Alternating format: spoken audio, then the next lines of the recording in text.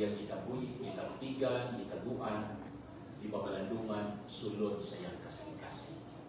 Para pasisyon. Sa pagdako na sa Ginoong Kristo, labi na paglansang dito sa cross, huwag kayo marunong sa tingog sa mga Birhen Maria. Dito siya, ilagway sa mga evangelista, na dito siya sa pilan sa cross ni Jesus. Diba? Huwag tayo malibog na tingog na isulti ang mga Birhen Maria.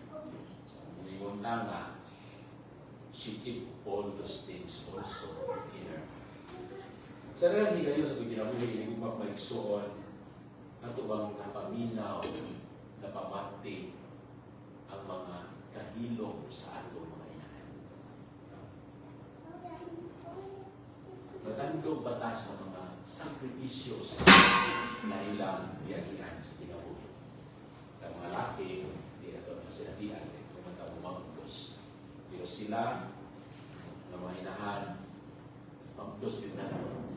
Kunya, kaya ilang pag-magdos, they keep all those things in their heart. O magaling nga, makasinati tao, grabe kasakit sa atong lawas, mutiko-kok ta. Because psychologically, muna po matagubalik sa sabakan sa panginahan. Kaya dito dapita, komportable ka. Pero kining tao, matubok mo yung muna ko. Di ba? Hindi yung mapugnan. Katawar mo sa sige na mga nabuglan sa una. Laki siya. Ninyo yung anak, gaminyo siya anak, liingon siya ng ito sa itong umaga di tawag na mga asawa siya na pa. Katawag mo na sige nga uban kaya galugog mo sila. Yung ko gamahan na, Dong, uli ko sa gasto sa mga anak. Muna-muna siguro niyo kung iswila pa.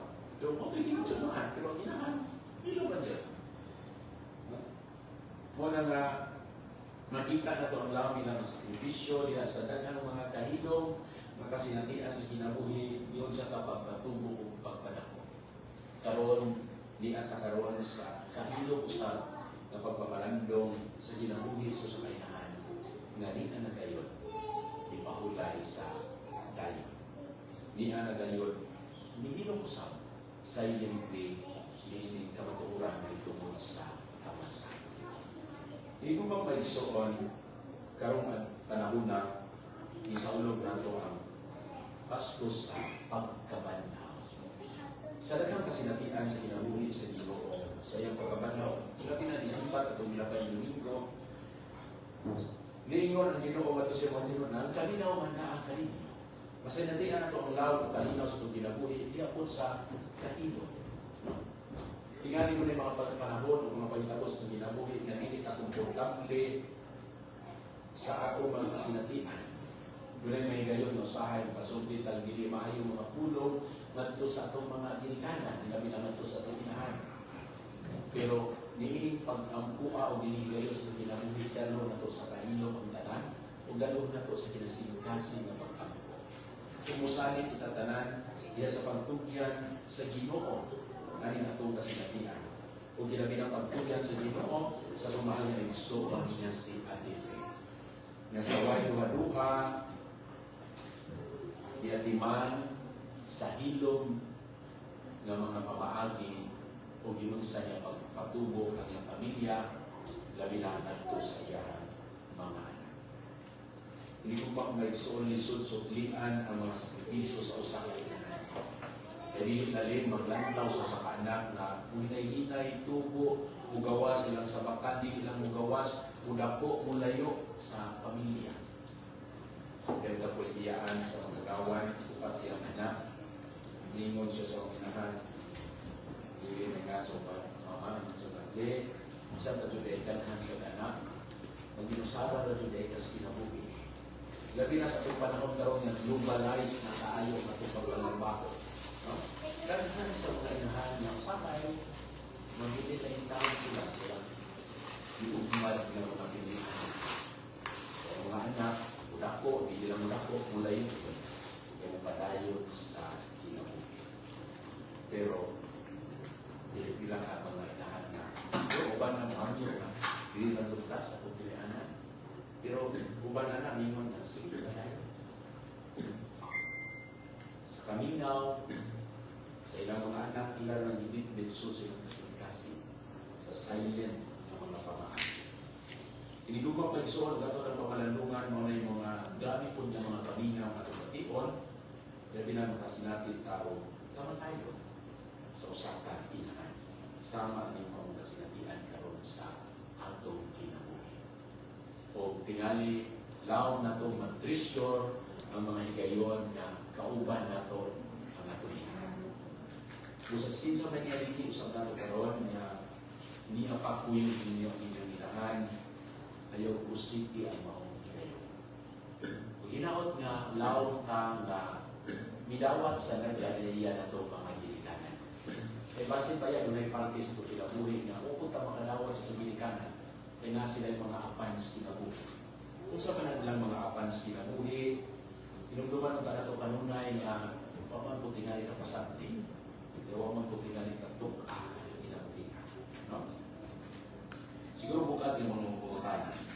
Bukat agad ka gigayon sa kinabuhi nga matao ang usapan ng kalibutanan. Piliyon pa ba mo kaya maong magigikanan na mga nagpatubo ng karon? Kita matubangan. Diba?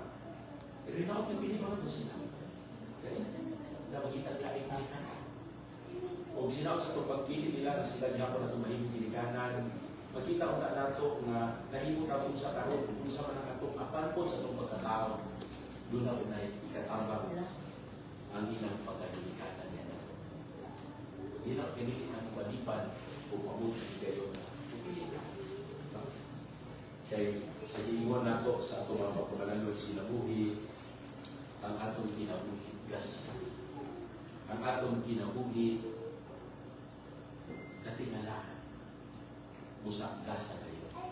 Hindi kaangay ng mga tanas Ginoo. Ginoo, ano di pagkatao mo? Hindi mo ang kalibutan. Hindi mo. Kaya gasa po kanang katingalahan ang kinabuhi. Huwag man nato pili ang mga tao ang kalibutan pero naman so'y isang unsa, yes, mayroon ta 90% sa tanang tao ang kalibutan na pamutan ko may mingon so galisod ko. Isa pa siguro mga bilyonaryo, Enrique, Los Yutan, galisod niya ako. Dami na karoon niya, mahal itong gasolina. No? Ngayon matagalisod ka pero nandiyo niya ako yung mga kagdaan sa kinabuhi. No? Galisod ng tao, doon naman tayo lima yung relasyon sa pagkilikanan, nandiyo niya ako yung kagdaan sa kinabuhi. Ang higayon nga, ihatagan ka nila panahon nga mulugba o matawag na usa mapasalamat mo tata. Usa inunanay mo tata mudawat si kinsa man ang atong mga lingkaran. Usa kinsa mo pwede ani nito karon nga niya pabuhi atong mga lingkaran, labi na atong inahan, hatagan atong pili ka ng maong higayon. Di na siguro hatagan atong pili ka ng maong higayon, nindot nga ato sila na istorya. Labi na sa mga mingaw siguro nga kasinatian sa kinabuhi nga wa pa nila i-istorya na nindot nga ato na maamutan na. Sa may mong ibati sa panahon, may mong ibang Diyos sa panahon nga imo kong ipatuto samtang iskwila kong gikan grade 1 hangtod grade 6.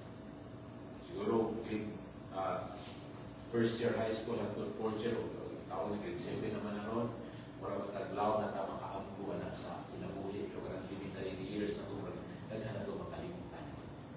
Niya, pwede na ito na kuniton sa masulilan ng tikan sa atong nayan.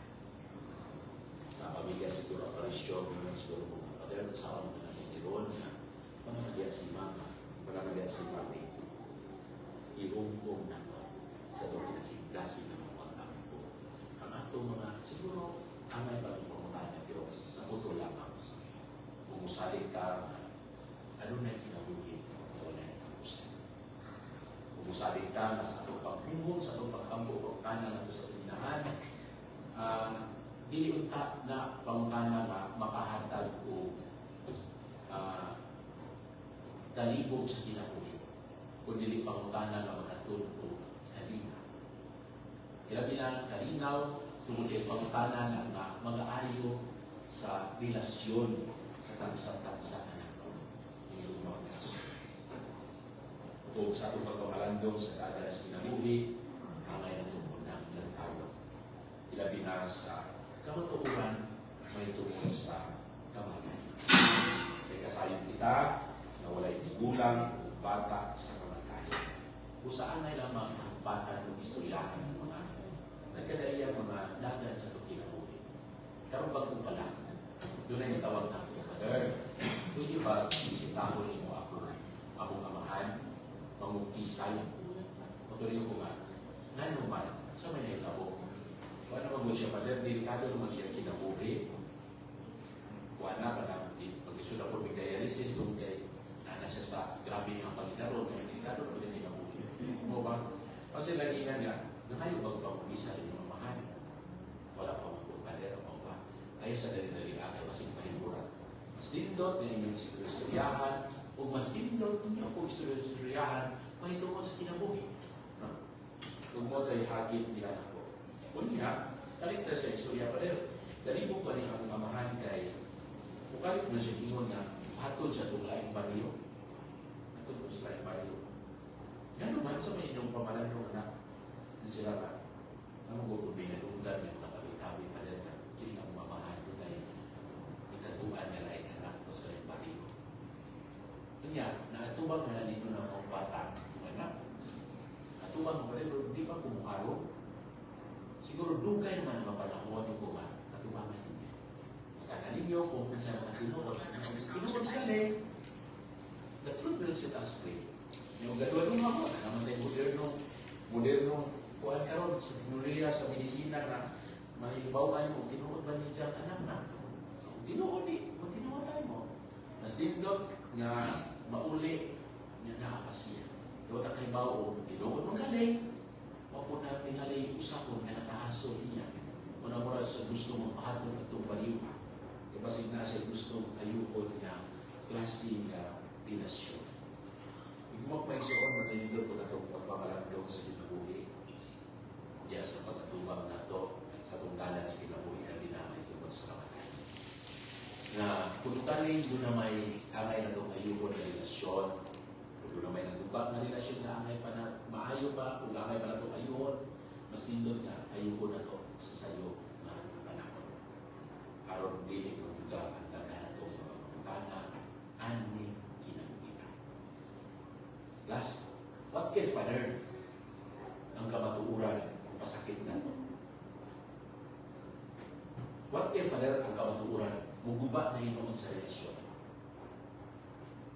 Bantayan siguro na ito.